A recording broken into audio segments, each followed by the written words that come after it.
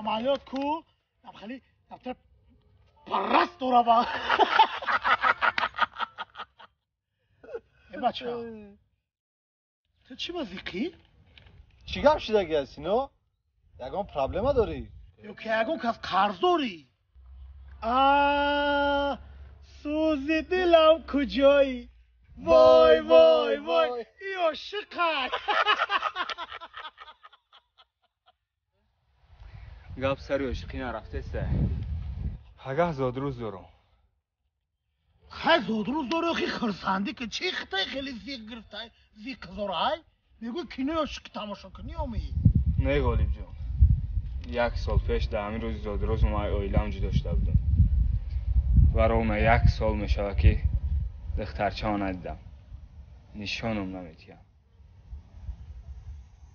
سخت یادش کردم سینو جان بیگذار گذشته در گذشته بمانم زندگی دوام داره خرسندی ای پیش ای قفوی خرسندی شو تو پگه زادروز داری همه خنه؟ صدفوی های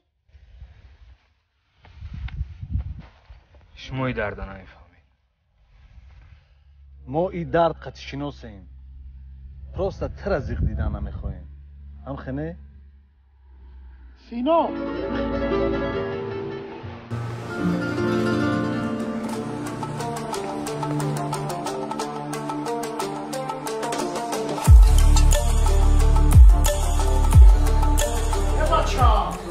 بچه 1 ساعت ما گفتستن تو نخود در روزی زادروزم بازی کنی اکا پرده خه کمان جاست پرده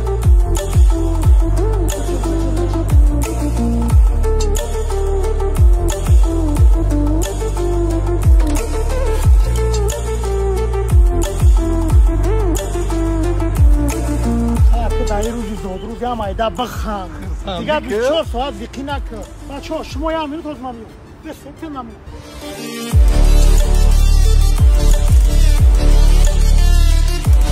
سینو جان فکر میکنم که در زادروز ما تا در عید توفه بهترین نمیتونیم کرده ولی